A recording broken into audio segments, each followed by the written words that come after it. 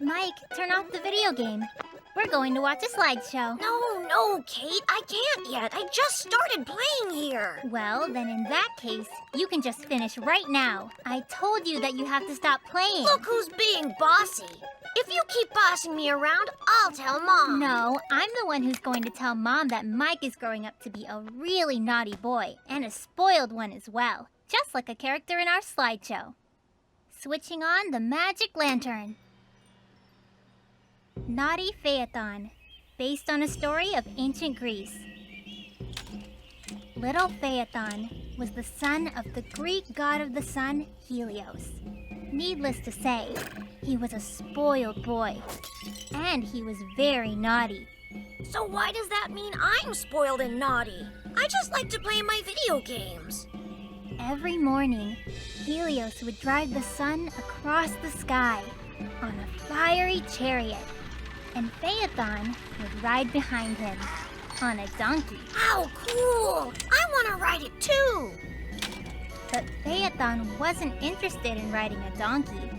In fact, he wanted to drive across the sky in the fiery chariot, just like his father. Of course! That's even more exciting than playing a video game! Then, Phaeton started to beg Helios. Dad, let me ride in your chariot with you. Can I? Please? So that is why he's spoiled? I mean, wouldn't you ask if you were him?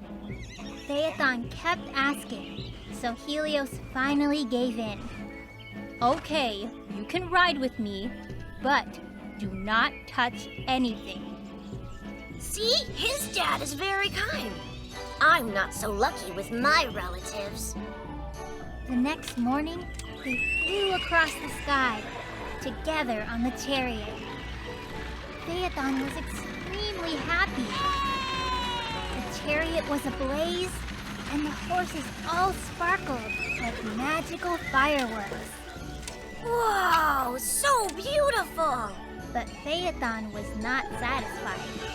He started to beg his father again. Dad, please, can I ride the chariot across the sky by myself? Hey, I wonder, you think that chariot has a horn on it? But Helios became very firm. No way.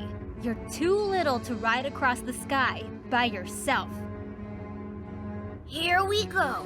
Too little. All adults are exactly the same, even the ones from ancient Greece. But Phaeton was a naughty boy. And one night, shortly after Helios fell asleep, Phaeton ran to the sky and jumped into the chariot. He did the right thing. He can't wait till he grows up. Phaeton pulled the reins. The horses neighed and rushed forward. Woohoo! People ran out into the street in surprise. What's going on? The sun is in the sky in the middle of the night. Yeah, they're jealous. The horses were also surprised, so they ran not across the sky as usual, but straight down towards the earth. Now his friends will be surprised. The earth burst into flames. The rivers began to boil, and the mountains slowly began to melt, just like butter. Hurry up! Someone help them! Help! Cried Phaeton. I'll never do it again!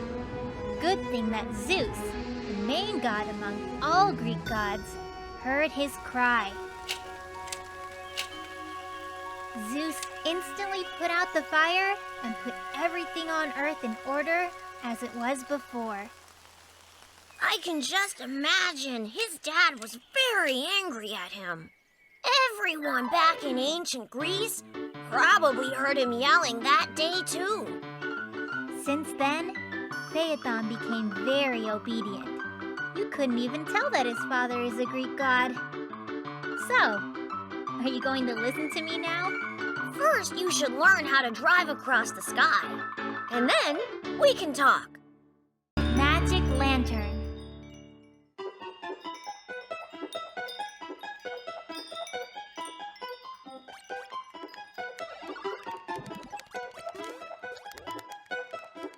Mike, enough video games.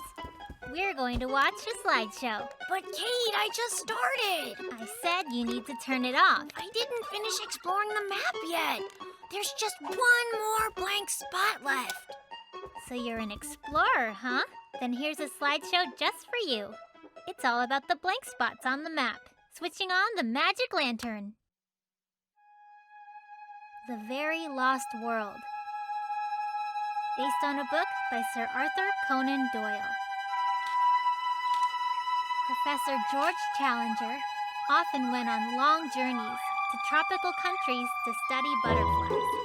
But there are no more blank spots left on the map. Our kindergarten teacher, Mrs. Yates, told us so. While he was on one of those journeys, Professor Challenger stumbled onto a very lost world. One of the amazing things he spotted was an ancient pterodactyl high above the trees. Pterodactyl? But I thought that they're all extinct.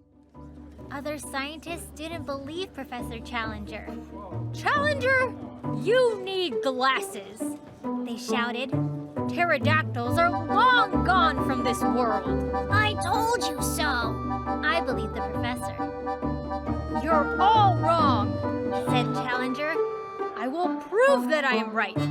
Who's coming with me to the very lost world? I am, said Edward Chickens. There's no such place as the lost world. That's all a lie. Challenger and Chickens packed lots of supplies into huge backpacks and finally set off on their adventure. There's only gonna be butterflies there. They sailed down rivers, hiked across mountains, climbed into canyons, and finally they reached the very lost world. But there were no pterodactyls to be found. I knew it. They were so upset they lost their appetite and went to bed without dinner. Were the other scientists right? All the pterodactyls went extinct? Chickens was really worried. Of course they went extinct. I want a new story. This one's boring. But early in the morning, they heard a great flapping of wings and gritting of teeth. Hooray! A pterodactyl! Really? Run before it eats you! Yelled Challenger, and he ran away. Chickens ran after him. It's not only very lost, but also a very dangerous world. Too bad no one is going to believe us. Yelled Chickens as he ran. They will. Of course they will. Answered Challenger, catching his breath. They have to catch it. Challenger took out a big butterfly net. He suddenly stopped, turned around, and held the net up. The pterodactyl flew right into the net. Yay! Got you, you monster! Challenger and Chickens put a muzzle on the pterodactyl so that it couldn't bite. Then they got on its back. Fly home! Said Challenger, and the pterodactyl obeyed. This adventure is pretty cool. The pterodactyl brought Challenger and Chickens right to where the scientists were having a meeting. Now we'll see if they believe us. The scientists were very scared. One of them even fainted. Do you believe me now? Said Challenger. Yes, we believe you. Now please, just get it out of here. They begged. That'll teach you. Challenger and Chickens got off the pterodactyl, and off it flew, heading home and grinding its teeth on the way. I wonder where its home is. Where is that very lost world? Professor Challenger went back to studying butterflies, and Edward Chickens decided that he was going to write a book. A book in which he described his interesting adventures in the very lost world. Mike, where are you going? Where? I'm going to travel. Do you know how many blank spots there are on the map? What if someone else discovers them while I'm sitting here playing video games? Magic Lantern.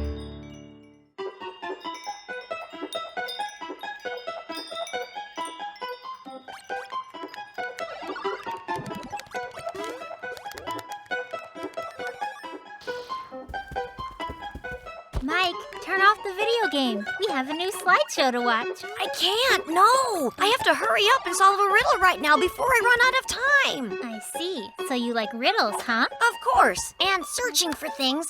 It's more interesting than any of your slideshows. Okay, then let's check it out. I have a slideshow here for those who really like riddles. And this one is called The Mysterious Island. Switching on the magic lantern. The Mysterious Island, based on a book by Jules Verne. 3 brave friends, Joe, John, and George, decided to go up in a hot air balloon. But suddenly, they were caught in a storm and were taken far out to sea. Hot air balloon, big storm, lost at sea. I knew it would be boring. The balloon started to deflate, and the 3 friends fell into the sea like peas from a pod. So when do we get to the riddle part? Suddenly, a huge fish with giant scales of steel grabbed a hold of them and took them to the shore of the mysterious island. It's a sea monster. I played that game before. The friends were very happy at first, but then they became sad. How are we going to live without a slingshot and a telescope? Joe worried. They can use the help button. The next morning, there was a slingshot and a telescope on the beach. It is a mysterious island, thought the friends. I know, it's aliens. They have a secret lab hidden there, and I bet they are making super nano slingshots. The friends climbed up an extinct volcano, but there was no one on the island. Who saved them then? And where did the slingshot come from? A teleporter! There's like this powerful beam of light, and all sorts of useful things come out of it. Soon, the friends saw a ship on the horizon. At last, they can finally return home. I don't get it. Who's going to solve the riddles? But they looked through the telescope and saw a black flag on the ship. They were pirates. Not just pirates, but ghost pirates. That's why you couldn't see anyone on the island. The pirates were coming closer and closer. The friends got their slingshot and prepared to fight. No, you're gonna need a blaster with ecto rays. And suddenly, a huge wave rose from the sea. The pirates got scared and sailed away. Someone helped us again, the friends said happily. Boom! It's the ghost hunters shooting with a laser gun, which made the wave rise and they defeated everyone! The next morning, a small cloud of smoke suddenly appeared and hovered over the island. The extinct volcano awoke. Soon it will erupt and everyone is about to drown. That means a dragon was asleep in a cave under the earth, and when the hunters shot... Let's just find out what happened, okay? At the last moment, the fish with steel scales emerged from the sea. It turned out to be a submarine. The hatch slowly opened, and out popped Captain Nemo. It was a submarine, of course! I should have seen that coming. Hurry into our boat, he exclaimed. The friends jumped into the hatch without thinking. And just in time, as the volcano exploded at that very moment. Oh, now I get it. That riddle was way too easy, I told you. So that's who was helping us, said John. Please, solve another mystery for us. Why do you live underwater? Asked George. Well, Mike, do you have an answer? I don't need to. Captain Nemo was about to explain it. You just watch. If you want to know what my secret is, ask the famous author Jules Verne, answered the captain. He wrote a whole book about me. It's called 20,000 Leagues Under the Sea. What? He didn't answer the riddle. But that's not fair. Soon, the submarine came to the shore. Captain Nemo brought Joe, John, and George back home and disappeared in the deep sea together with his secret. Kate, where do we keep books in our house? There's a certain book I need in order to solve a riddle. Magic Lantern.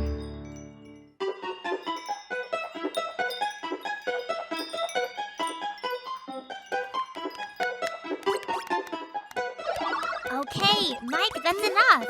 We're going to watch a slideshow. You want me to stop now? I just sat down a second ago. Oh, come on now. You know that lying is a really bad thing, right? I'm not lying. I said I just sat down a second ago. Before that, I was standing. Oh, Mike, sometimes you're so tricky. But be careful. Someone might be trickier than you. I'm switching on the magic lantern. Robin Hood, based on English ballads. Lives comfortably in a treehouse, deep in the heart of Sherwood Forest. Hold on, one question. Can bandits be noble? Robin Hood was a bandit because he stole money from the rich people. And he was noble because he gave the money to poor people. See? He's sly, and they make slideshows about him. I want to do that too. The poor people liked Robin Hood very much. And the rich people couldn't stand him. And especially the greedy and silly sheriff. He is so nasty. The sheriff decided to try and lure Robin Hood out of the forest. I will organize an archery tournament to find the greatest archer. Robin Hood will certainly come and enter that, he thought. You see, the sheriff is just as tricky as you are. Robin Hood was an incredible archer. Every time he aimed at a target, he always hit the bullseye. So as soon as he heard about the tournament, he started packing up for the journey. I am more like Robin Hood. I like shooting at targets too. It's a trap, Robin Hood's friends warned him. The sheriff wants to outwit you. Oh, really? We'll see who outwits who, answered Robin Hood. Archers from all over the kingdom showed up for the tournament. The sheriff was rubbing his hands with excitement. Soon Robin Hood will be here, and I will catch him, he thought happily. And you can be the sheriff then. It's a deal. Then that means I'll be able to catch you. Don't even think about it. The participants were trying over and over again, but no one could hit the bullseye. Where is the best archer of the kingdom? Hasn't Robin Hood arrived? Huh, so where is our brave hero? How come Robin Hood has not shown up? The sheriff was enraged. Robin Hood found out that it was a trap. Good thing that at least the prize, a sack of gold, will be left with me, he thought. Oh, a sack of gold! It's good to be sheriff. But then, a very old lady came forward, wrapped in a shawl. Who is that old lady? Where's Robin Hood? She took a bow and shot into the bullseye. She got it right in the middle. The old lady is the champion! Shouted out the people watching. Now she'll get all the gold. The sheriff had to give the gold to the old lady. Talk about a bad day. The sheriff was miserable. No Robin Hood, no sack of gold. It serves him right. That's what he gets for being mean. And the old lady took the sack, got on her donkey, and rode off, straight to Sherwood Forest. And Robin Hood is going to steal that gold. He is a bandit. Mike, Robin Hood is a noble bandit. And noble people don't steal things from old ladies, you know. On her way, she took off the shawl, and it turned out to be Robin Hood. Yay! I knew it all along. How about that, Sheriff? You were outwitted, weren't you? Robin Hood opened the sack and started passing out the gold to everyone who lived in the forest. And I'd say outsmarted, too. Mike, you can't tease people like that. And once the sheriff found out that Robin Hood fooled him, he kicked himself. All right, Kate. Good story. Can I play a game now? Hey, where's my controller? The controller? I was actually able to hide it from you while you were laughing at the sheriff. Outwitted, outsmarted. You didn't outsmart me. You can keep it for as long as you like. I'm Robin Hood. I share with everyone in the forest. Magic Lantern.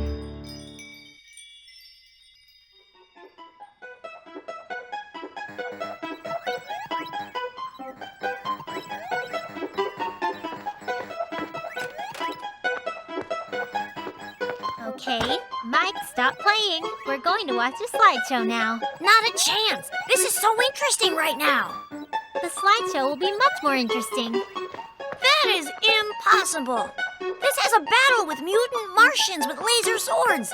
Can you beat that? Okay, turn off the game, and you will soon find out. Switching on the magic lantern. Knights of the Little Round Table, based on a book by Thomas Mallory. An old king had a newborn son. His name was Arthur. Everyone was very happy about it, especially the kind wizard, Merlin.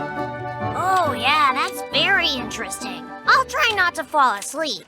Except the evil and jealous witch Morgana was not happy about it. A witch? Really? What is this? A story for babies?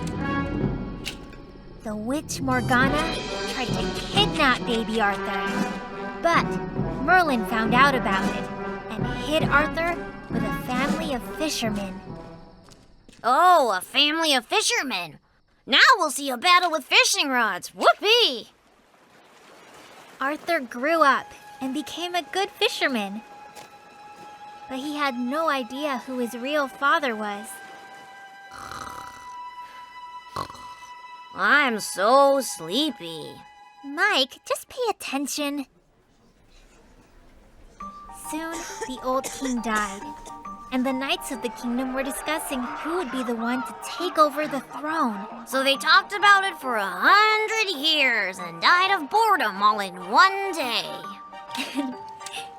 The wizard Merlin gathered all of the knights together and showed them a stone with a majestic sword stuck in it. He said to the knights, "Whichever one of you is able to remove that sword from the stone will rule the kingdom." You mean that's it? What's so hard about pulling out a sword? One by one, they took turns and tried to pull the sword out of the stone, but no one could do it. The sword was magic. Maybe it was a laser sword. Then, the knights decided to hold a tournament, and the winner of the tournament would become king. Hey, what about the sword? It's not fair.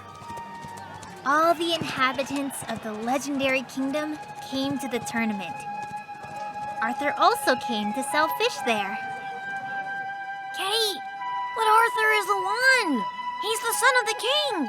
He just doesn't know it yet.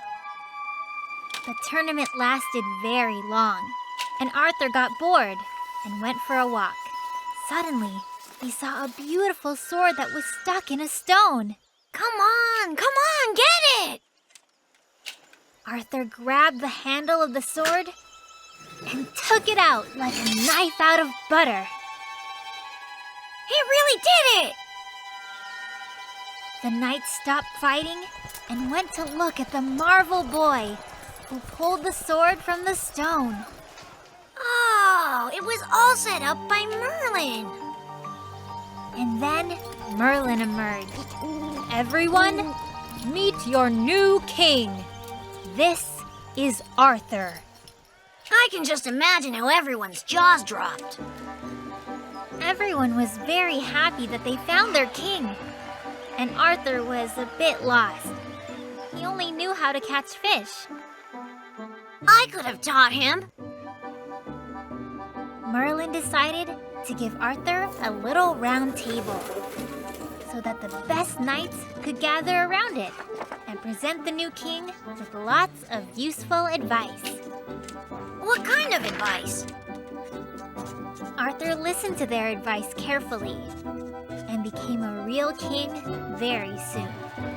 And before long, legends were being written about King Arthur and his knights of the Little Round Table. And then? They're legends, huh? Okay, I gotta admit, it's interesting. Told ya. Magic Lantern.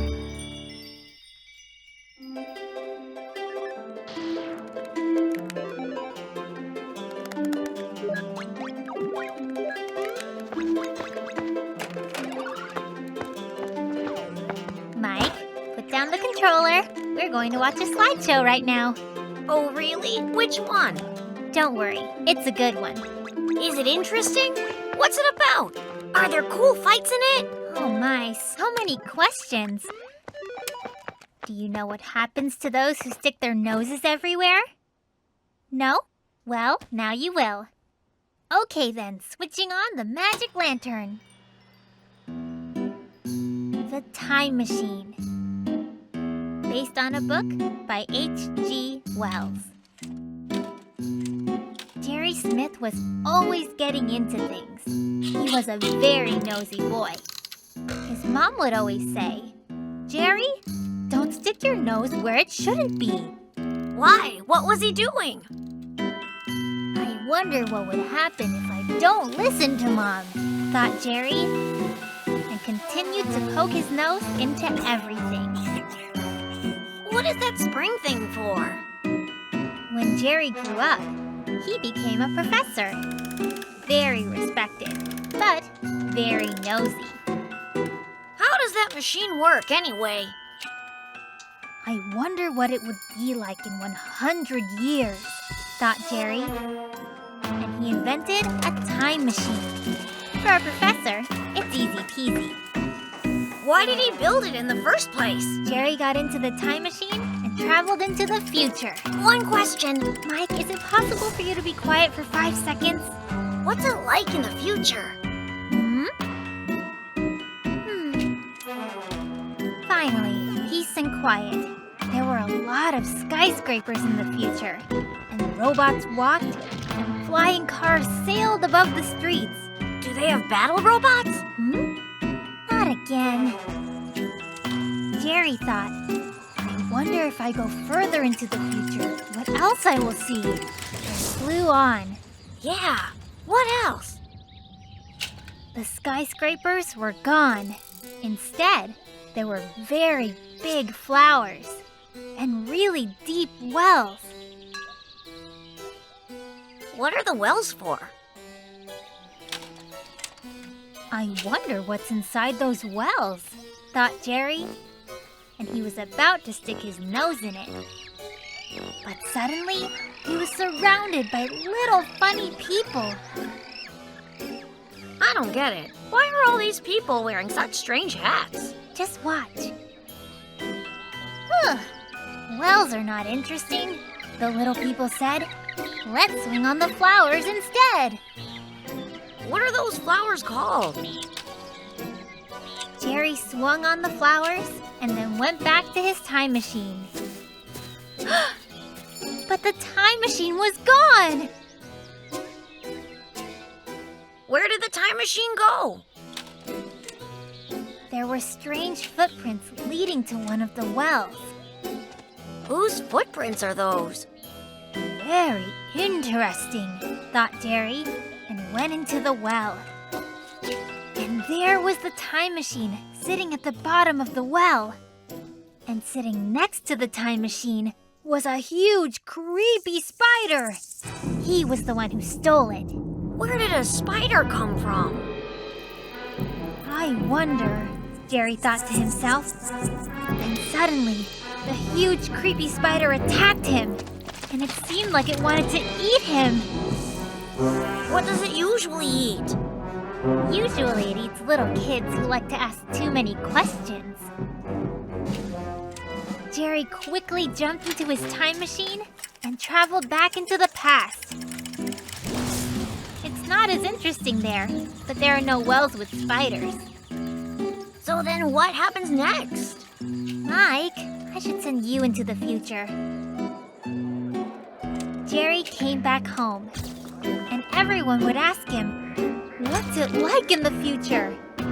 What's it like? It's interesting, Jerry would answer, and it was the truth. That's all. The end. Do you have any more questions? Just one. When are we gonna watch another slideshow? Magic Lantern.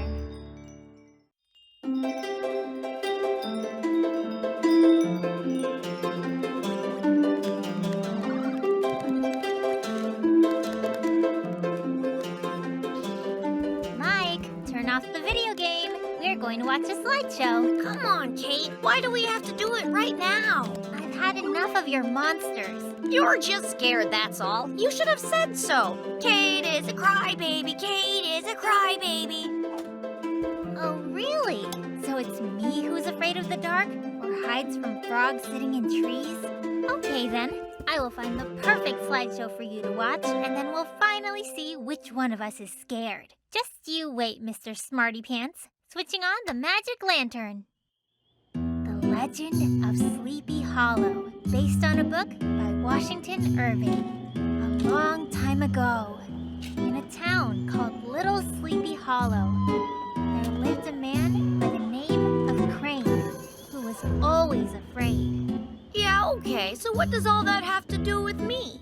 Once, Crane saw a frog in the swamp and got so scared that he didn't go out of his house for 3 days. I'm not like him. Last year when I climbed up the tree, there was a toad up there. So see, I'm not afraid of frogs at all. One day, Mr. Crane went to a club to dance, and there he met a beautiful girl named Katrina. I'm not afraid of anything. Mr. Crane liked Katrina a lot. I wish I could have a wife like her, thought Mr. Crane. Everyone would be jealous of me then. I could watch 1,000 stories like this and not be afraid for a second. But Crane was not the only one who liked Katrina. The musician named Barnes liked her too. See? I'm not scared at all. So Mr. Crane began bragging that he was the bravest man in all of Little Sleepy Hollow. He did it so that Katrina would like him. Hey Mike, is your last name Crane by any chance? So Mr. Crane told everybody that one day, while he was walking along a trail, he saw a horseman who didn't have a head, but he was not afraid. That's how much he lied. What do you mean he didn't have a head? You are so brave, Mr. Crane, said Katrina. Well, are you scared yet? Me? Never. But the musician Barnes did not believe Crane. I kind of don't believe you either, Mike. Soon, the dance was over, and Mr. Crane went back to his house. Why are the trees so scary like that? I mean, black. Suddenly, Mr. Crane saw a horseman. The horseman had his head not on his neck where it's supposed to be, but in his hand. And his eyes were glowing brightly as if they were burning. That's enough, Kate. Turn it off. I'd rather have monsters than this creature. The horse galloped straight at Mr. Crane. Mr. Crane turned and ran away in terror. Turn it off, I'm telling you. I'm not gonna be able to sleep for a week. Suddenly, the horseman rose on his saddle and threw his head right at Mr. Crane. Okay, you're not a crybaby. You're not. I don't want to watch anymore. Don't worry about it, Mike. The scariest part is over now, okay? Anyway, ever since that day, no one in Little Sleepy Hollow saw Mr. Crane again. Some people say he moved away to another city and was never heard bragging about his bravery again. If I were him, I would have gone far away too. The next day, on the same place where Crane met the horseman, they found a squashed pumpkin and an accordion owned by the musician Barnes. What it means and how it all got there in the first place, no one ever figured out. Kate, tell me something. What was a squashed pumpkin doing there? The accordion player Barnes married Katrina, and they lived happily in Little Sleepy Hollow. And every time he saw a pumpkin somewhere, he would smile just a bit. I wonder why. So wait a minute, you mean Barnes set the whole thing up? So there really is no man without a head riding a horse. I told you so. You said it was a scary story, but it wasn't. Well, then maybe we can watch it one more time. Actually, not right now. Maybe we'll do it another time. Magic Lantern.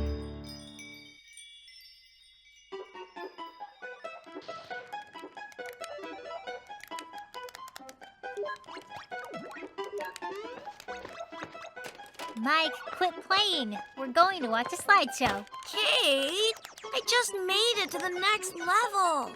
Underwater. Would you like to see who actually lives in an underwater world? Yes, of course I would. Who wouldn't wanna? What could be more interesting than that? Okay, then. Let's watch a slideshow about the inhabitants of the underwater world. Switching on the magic lantern. Many Miles Under the Sea. Based on a book by Jules Verne. One day, Professor Aronnax came across a very interesting article while reading the newspaper. It said that there was a giant whale somewhere in the sea that attacked ships and swallowed them whole. Well, what do you think? It's just a newspaper. They can tell lies in newspapers. The professor invited his best friend, Whaler Ned. We will journey out there and catch that whale, decided the friends. There might not even be a whale there. They got on a ship, loaded a huge whaling cannon, and sailed off to the sea. Suddenly, they saw something big in the distance. It's a whale! The friends exclaimed. It wants to swallow our ship. Whaler Ned went to the cannon and took aim. The whale from the newspaper! That's the one!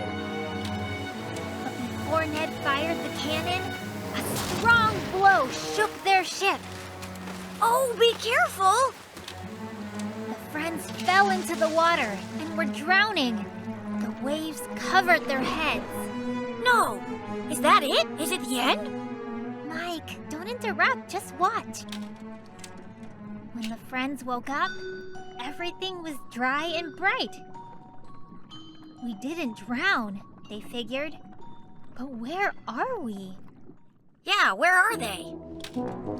You are on my submarine. My name is Captain Nemo. Phew, so this is a slideshow about a submarine. I thought there would be monsters. Mike, just watch the rest. Let us go at once, said the friends. But you are not prisoners, replied Nemo. Your ship collided with my submarine by accident, and I was able to save you. Would either of you care for some tea? He's kind, isn't he? If you're so friendly, why do you need the cannon? Aren't cannons used for attacking ships? Why do they need the cannon, Kate? Just watch. Suddenly, a giant octopus attacked the submarine and started dragging it down all the way to the bottom of the sea. That's some monster! Friends got very scared. But Captain Nemo fired at the octopus, and the octopus swam away scared. Good for you, Captain Nemo. I would sure want to have him on my team. But would he want you? The friends were very happy that Nemo's ship was not swallowed. And Nemo made tea for them and showed them all the beautiful things the deep sea has to offer. Wow, that's so amazing! And he even told them where some long-lost treasures from sunken ships were. That's awesome! He's great! And then he took them right home. The friends said goodbye to Captain Nemo and were very happy to have met him. Did they find any treasures? Mike, friendship is the real treasure. Don't you get the message of the story? And what about gold and diamonds? Aren't they real? Professor Aronnax wrote an interesting book about all their adventures. And then he decided to measure how many miles they sailed under the sea and found out that they had sailed a lot. So, he named his book So Many Miles Under the Sea. Kate, do we have that book here? Sure, of course we do. Will you read it to me? So, you really liked it? Well, yeah, sure, but I was wondering if Captain Nemo gave them all the treasures, or maybe there's a couple left. Magic Lantern.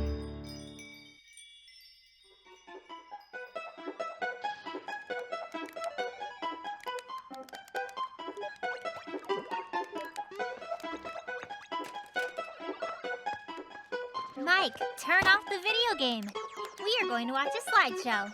No, Kate, I really want to play. I do. How long are you going to play? You've been playing all day long. I'm still a little kid. Little kids aren't supposed to do anything else. Well, let's watch a slideshow and learn exactly what little kids are supposed to do.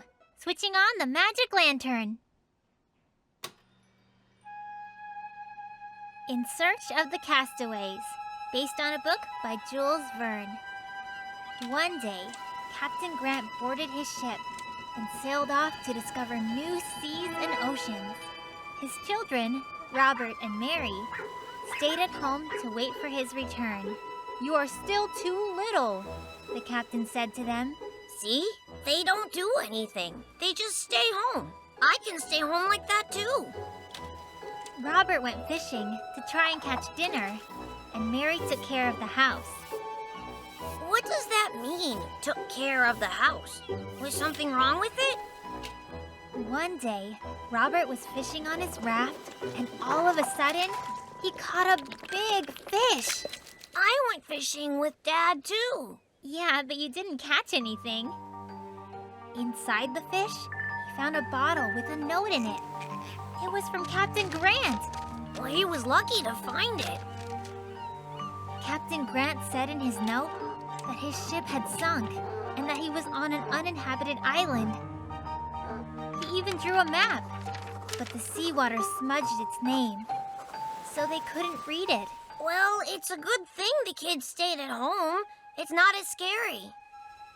Let's sail to all uninhabited islands and save our father. You would have just sat down and played a video game. Robert and Mary got on their raft and sailed to the nearest uninhabited island. They are really brave. I would have done that too, if I had a raft. Suddenly, pirates surrounded them. "Give up! We're taking all the boys and girls as our prisoners." What do you think you'd do at that moment, Mike? Me? I would... But Robert didn't lose his head. He showed a hunting gun to the pirates. "Do you see what I have right here?" Were you expecting that, Mike? I would have done that too, if I had a gun. The pirates got scared and jumped into the sea. "The boy has a gun!" they yelled. "Save yourselves!" Haha, it serves them right. Robert and Mary got on board the pirate ship. "With a ship like this, we'll find our father real soon." I would have found him too. You know, if I had a ship. Suddenly, they heard a voice. It was coming from the hold. "There's someone down there," said the kids. Wow, I guess not all the pirates ran away. It was little Bimbo. The pirates took him prisoner and put him in the hold. I would... You should brush your teeth without being told. What's that have to do with it? Nothing. Just saying. Robert and Mary told Bimbo about what happened to their father and showed him the map. "It's the Lonely Palm Island. I know it!" exclaimed Bimbo. "Let's sail to Captain Grant." Wow. See, Kate? He's so little and he can read maps. And he knows the islands. Soon, the friends spotted the Lonely Palm Island, and Captain Grant himself greeted them on the shore. Everyone was very happy. I would... Enough, Mike. What's wrong? I'm just saying I would be happy too. Then everyone got on the ship and they sailed to discover new seas and oceans. And the captain never again said to his children, "You're too little." Yeah, and I'm not little either. Oh, Mike, 5 minutes ago, you were little. Amazing how fast you grew up. How do you do that so quickly? Actually, I sailed away to an uninhabited island so I could find Captain Grant. Well, in a way. Magic Lantern.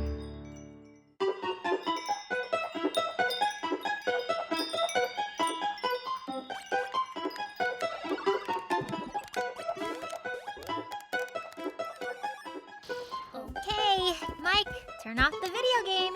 Now we're going to watch a slideshow. No, I will not turn it off. Mike, a boy should always respect a girl's request. Oh, really? Says who? Why should I even care about that? I'm not quitting, you know. The knights need me right now. Oh, Mike, you're still so far from becoming a knight. Now get ready, and I'll show you the proper way that you should treat girls with respect. Okay, switching on the magic lantern. The True Knight Ivanhoe, based on a book by Sir Walter Scott. Ever since his childhood, little Ivanhoe used to give away his seat to girls and help old ladies cross the street whenever they needed it. He is a true knight, they said about Ivanhoe. No way! A true knight is one who has shiny armor and a sword. Anyway, the knight Ivanhoe liked the beautiful Rowena, who lived in the neighborhood and often walked by. Come on, everyone knows that knights are never interested in girls. And the sneaky Brian lived close to the both of them. He was greedy and wicked. And he also liked Rowena a lot. It's only Rowena, and what's so special about her anyway? When Ivanhoe grew up, he became a true knight. He immediately left to go on his heroic quests. This is the tradition for true knights. Yeah, I've heard that before. All knights go on quests. It's what a knight does. Ivanhoe went on numerous quests and was gone from home for a long time. Meanwhile, Rowena was alone in the castle and was sad. So what? Why should he worry about her? His quests will keep him busy. The sneaky Brian was happy. Rowena would soon forget about Ivanhoe. Ivanhoe will be the one to forget about Rowena. What does he need her for? One day, Brian came galloping to Rowena's house and said, "Rowena, marry me!" No way, forget it. "The one who I marry must be a true knight," said Rowena. She means Ivanhoe, but he's too busy to get married. Oh well. "That's great," said the sneaky Brian. "I will organize a tournament for true knights and will defeat all the rivals." Yes, let there be a tournament. Brian quickly defeated all the rivals and was already celebrating his victory when another knight suddenly arrived. He was wearing a cloak of crimson and white and an iron helmet. Wow, who is that? The rivals rushed at each other. A blow, then another, and the defeated Brian fell to the ground. Yeah, serves you right. The winner took off his helmet. "Ivanhoe!" Everybody shouted joyfully. Ivanhoe, why did he come back? But the sneaky Brian suddenly woke up, captured Rowena, and dragged her to his castle. "If there's even a little knighthood in you, come out and fight me!" Ivanhoe shouted to Brian. Hold on, did he get mad because of Rowena? Brian was ashamed for his behavior, and he came out to fight Ivanhoe. You'd have to be a strange knight to fight for a girl. And Ivanhoe defeated Brian once again. No, Mike, he is not a strange knight. He is a true knight. Some knights would not even turn off a video game for a girl, let alone fight for one. Then Ivanhoe married the beautiful Rowena. And again, he embarked on his way to go on heroic quests. As you know, this is the tradition. True knights. Okay. I granted your wish. We watched your slideshow, and now it's time to go on my quest. I'm turning the video game back on. Magic lantern.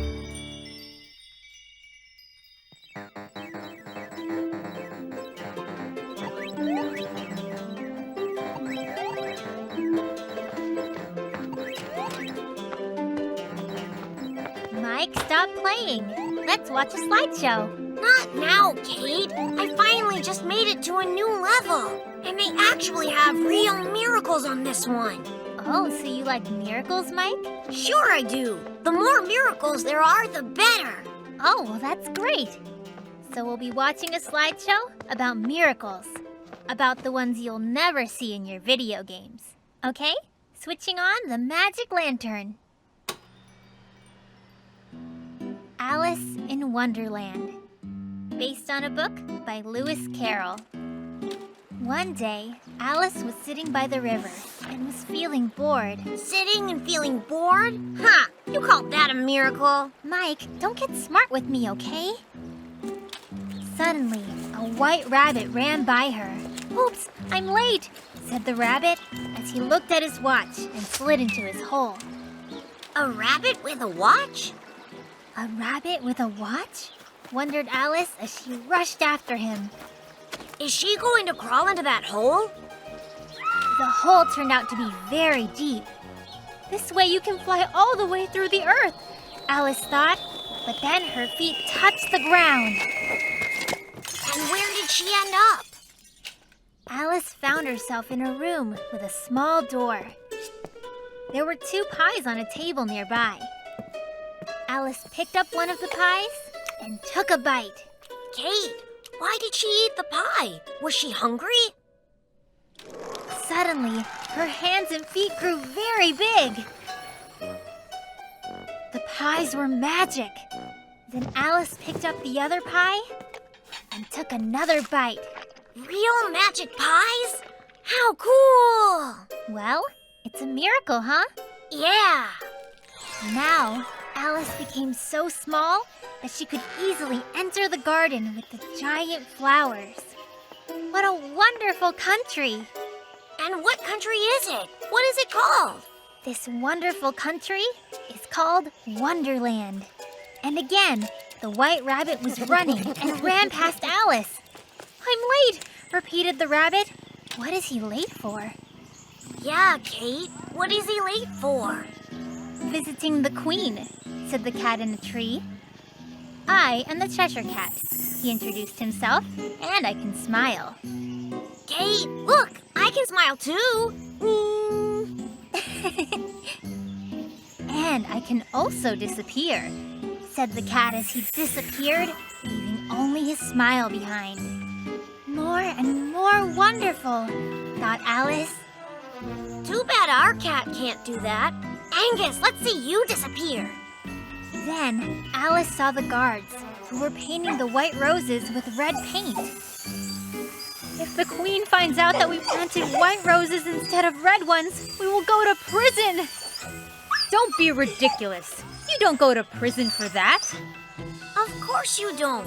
They make people happy. Remember, Dad gave white roses to Mom and she was happy. Then the king, the queen, guards with halberds, and the white rabbit arrived at the garden. Kate, what is a halberd? It's a kind of axe. Now keep watching. White roses? Shouted the queen. Who allowed this? You will go to prison. It's her, said the white rabbit, pointing at Alice. But Kate, it wasn't her. No, it wasn't me, said Alice, waving her hands. But the guards surrounded her. It wasn't her. Alice started waving her hands faster. The wind made the guards fly and spin in the air. Your paper drawings, Alice guessed. Wait a second, they're not real? Then Alice realized that she was sitting under a tree and waving away the falling leaves. So this was just a dream. She was pleased. Then the white rabbit ran by her once again. So this was a dream? A dream, Mike? Then where did the rabbit come from? Did she fall asleep all over again? So this wasn't a dream? This is pretty confusing if you ask me. Then maybe we'll watch it again tomorrow. What do you think? Sounds good. Magic Lantern.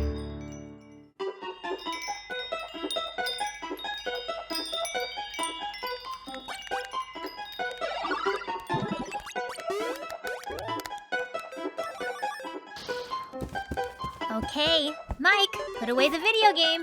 Now we're going to watch a slideshow. I can't. This game is way too interesting. And what's so interesting about it anyway? Aliens from Mars are coming down in their flying saucer now.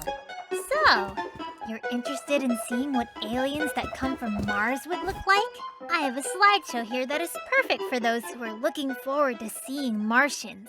Are you ready to begin? Switching on the magic lantern. The War of the Worlds, based on a book by H.G. Wells. Mr. Herbert liked to look through the telescope a lot. He wanted to see if he could find any aliens living on distant planets. Dad said he's gonna give me a telescope on my birthday.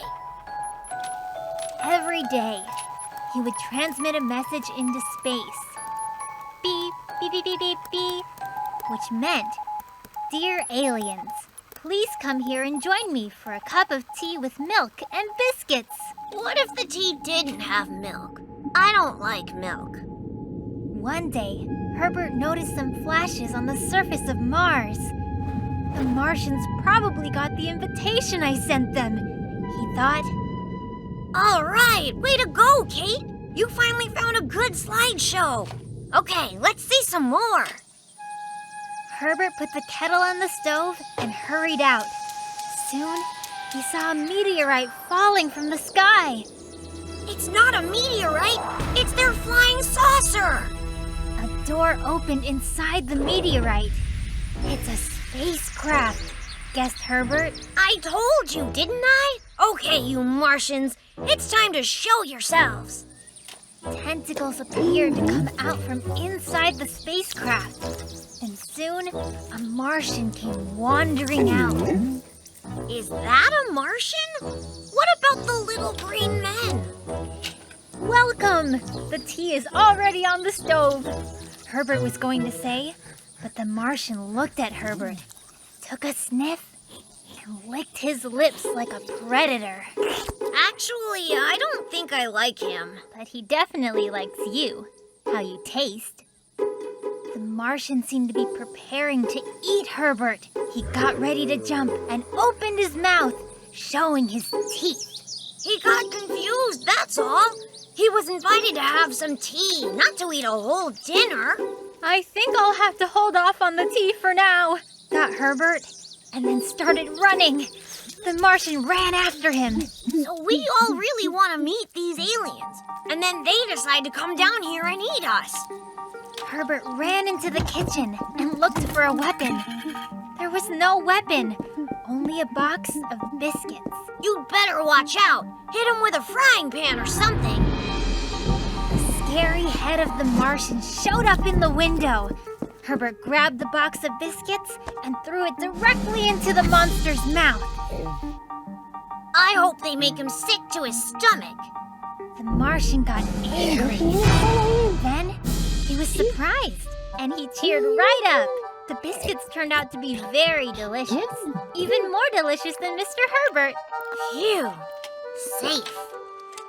Mr. Herbert was also happy that everything turned out to be so good that he offered the Martian a cup of tea with milk. He shouldn't offer him such a disgusting drink, or he'll make the Martian angry. While having the third cup, the Martian and Herbert became friends. Sure they did. One friend wants to eat up the other one. Like that would happen. Herbert asked the Martian to go back home and gave him 3 boxes of biscuits for his journey. The Martian happily agreed. I would have given him more than that. Even the telescope that Dad said he's going to give me on my birthday. Then how are you planning on looking for aliens without using a telescope? No more aliens for me. From that point onward, Mr. Herbert never sent any signals to space. You never know who would actually show up. Instead, he wrote books about Martians, and he did that very well. I'm gonna write a book too. Except in my book, Martians will definitely be very friendly little green men who don't want to eat people.